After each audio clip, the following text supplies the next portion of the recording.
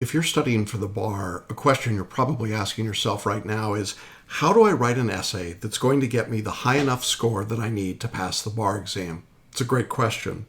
I want to show you in this video a three-step process that you can follow that will get you those high scores, and it's a process that you actually follow and use almost every single day. Now, I know that this works because I've used it with thousands of bar takers over the last 30 years to great effect and great success.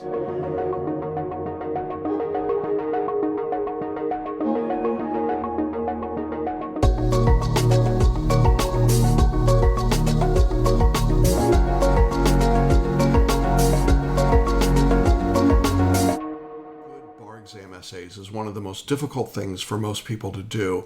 And I think that one of the reasons for that problem is that we're so inculcated and brainwashed about this idea of issue spotting and IRAC writing that we learned in law school that we really lose sight of the skill that's being tested for essays on the bar exam itself.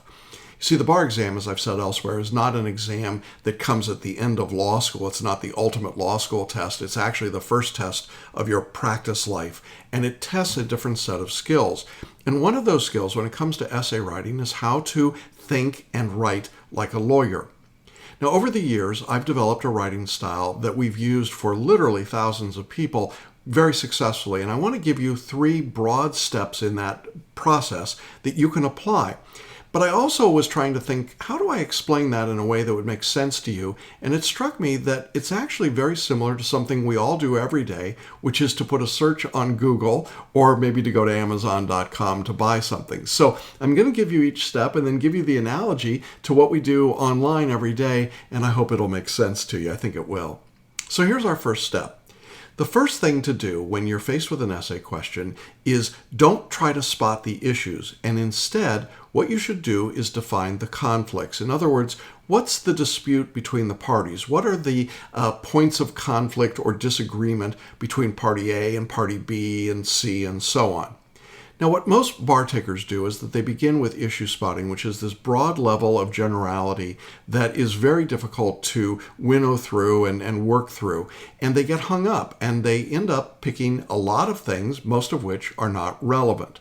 The bar examiners aren't interested in issue spotting for a very simple reason. It's inefficient. If you issue spot at $300 an hour for your client isn't going to be happy. If you issue spot in front of a judge or a jury, they're not going to be happy. If you issue spot for the partner in your law firm who's paying you a salary, they're not going to be happy. What we're looking for is get to the root of the problem and then be able to use the law effectively. And that's what the examiners are testing ultimately in the essay part of the exam. But when I talk about how do you get from this point of not trying to spot issues and instead define conflicts, I know that that's difficult for a lot of people because we're so ingrained with this idea from law school and from our previous writing. Maybe you've even learned it in your bar review. I mean, the big box bar reviews teach this almost exclusively. Well, here's where the analogy comes in. Let's assume that you need some information and you, like most people, go to your computer or your laptop, your tablet, your phone, and you go to that Google search bar, right? You know what it is. Now, the first thing you have to do is identify what information you need before you start typing into Google. Now, this is a fascinating process. I am able to see from our website the kinds of searches that people make for bar reviews. And I got to tell you, it's pretty bizarre. Some people ask for bars in, New York or Texas or Florida. Some people ask for different kinds of bars, as you can imagine. Some people ask for reviews of bars, all of which is not what we're looking for at all. There are lots of things that you could ask about when it comes to the bar exam, but the most effective inquiries are the ones that are what we call long tail keywords. And what we mean by that is that someone types out a very specific inquiry of what they're looking for. They say, what's the best bar review for the state of California? Now, that's pretty specific. When that search goes in, you get a much better result than when you just say bar exam California. Well, here's where the analogy comes in. When someone's issue spotting in an essay, they're doing the equivalent of saying bar exam. Well, what bar exam? Where? How? What do you need to know about it? Where it is? When it happens? What does it cost? What do you have to do? What do you need? There's lots of questions that would be unanswered by that broad inquiry. So what you want to do is write a narrow kind of argument. You want to be more specific in making the original inquiry. And this is important. When you're writing an essay, you need to make a specific inquiry. What is it that party A is upset about? Is it the acceptance of a contract or the offer of a contract or maybe a breach of the contract? Is it all of those things? Or maybe it's one part of the contract, or maybe it's the remedy that's being offered in terms of that contract. The more specifically you can define the conflict, the easier it is to identify it.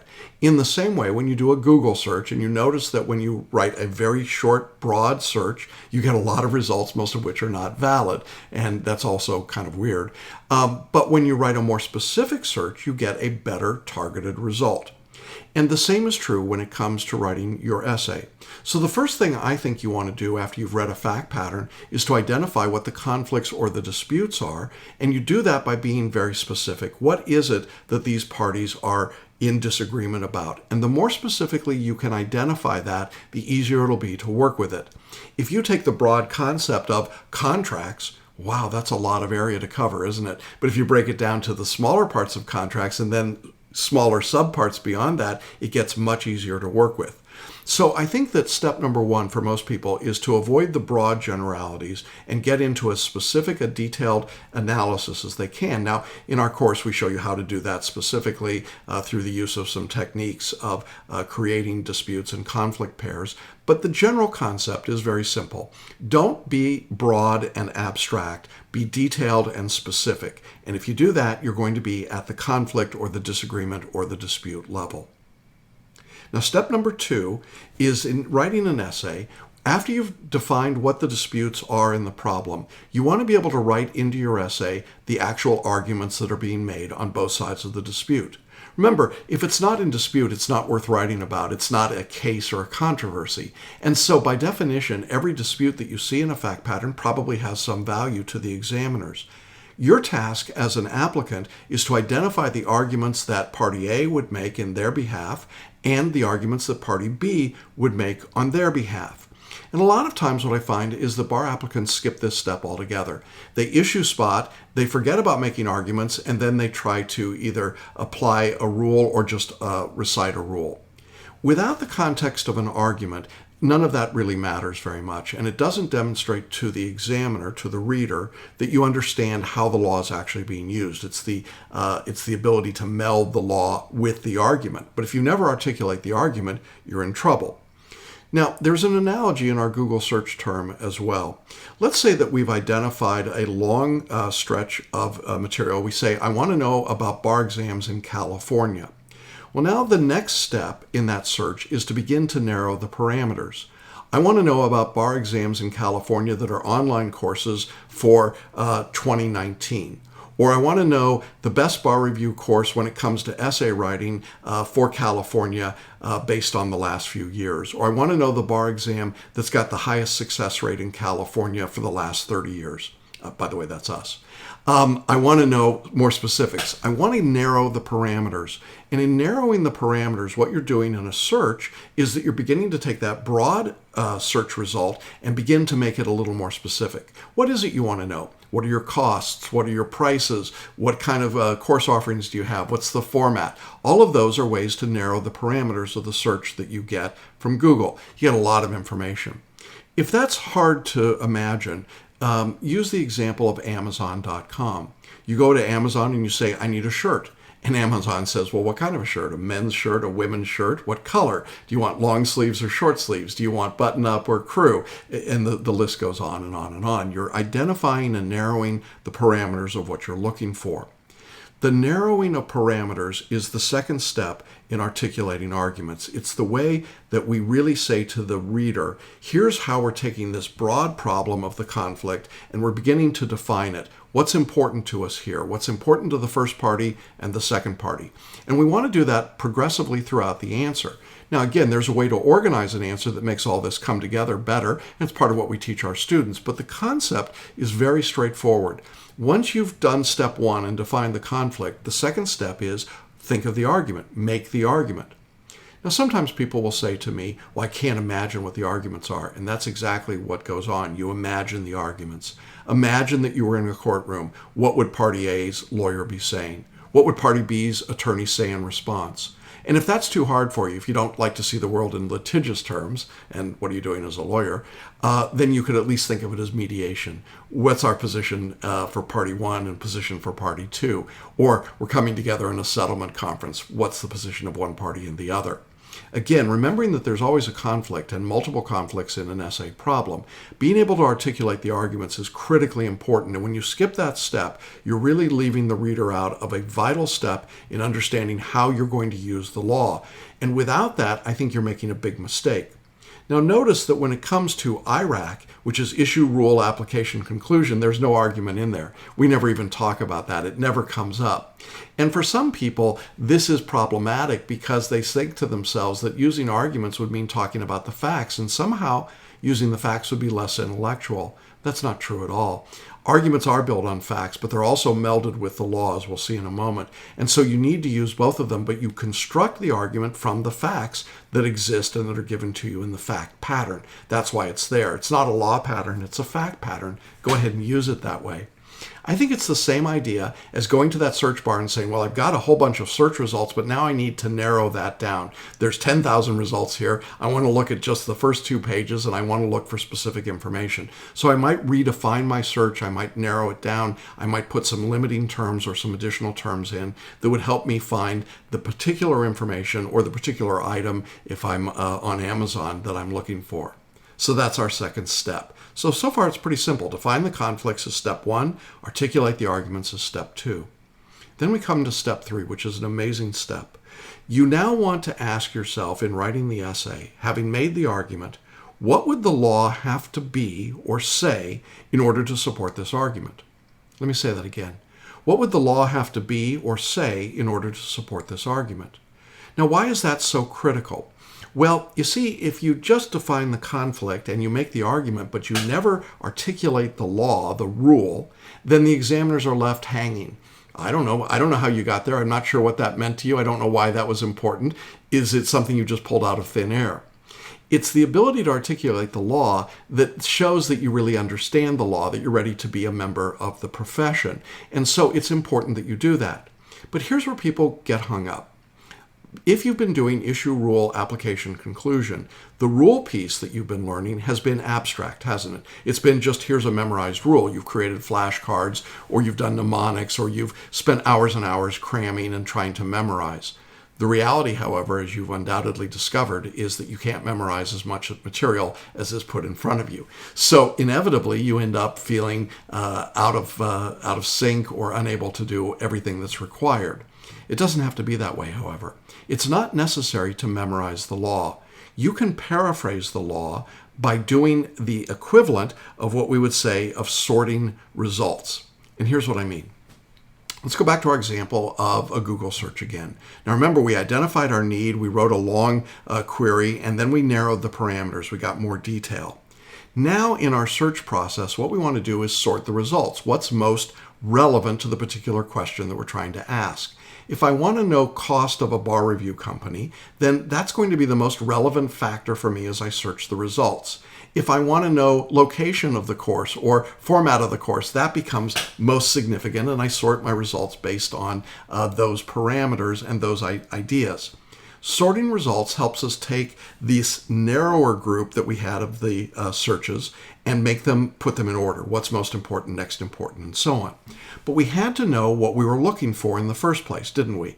It wouldn't do any good to do a request based on location of the bar exam or the bar review if, in fact, we wanted an online course. And so you've got to be aware of what it is that you're starting with in the original need. In our case, with the essay, what is it that we wanted to solve? We wanted to solve for a conflict. How do we do that? Well, we made an argument, and now what we need is the law that supports that argument. We need to sort our results using this amazing search engine in our brain.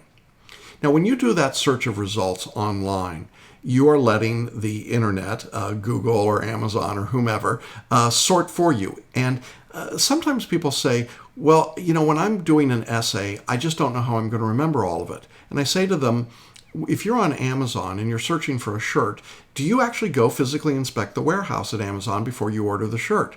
Well, the answer is obviously no, you don't. You just believe that Amazon will produce the right shirt for you if you give it the right parameters, the right inputs, the right information and request. Why? Because it's got this amazing algorithm that can figure out, based on what you said you wanted, here's what meets that need most specifically. But here's the really cool part for us. We have a genius algorithm already that exists, and it's in the back of our brain. The non-conscious brain stores everything you've read, everything you've heard, everything you've learned. It sits there waiting to be tapped, literally a computer waiting for a search query to be made. Now we want to make that query in writing the essay. We want to say, what would the law have to be to support the argument I just wrote? At that point, you're sending a search query from the front of your head to the back of your head, to the non-conscious brain. You're saying, what do I know that would be the law, or what would the law have to say to support this particular argument? Now, sometimes people will say, well, I just don't know if that's right. I mean, the law that I just came up with, I might have made up entirely. That's okay. You can't make up entire law for every subject on every essay question on the exam and pass. But that doesn't happen. You've been studying, you've been working. You probably know a majority of the law, but there might be some instances where you really are literally making it up. It's okay in limited instances.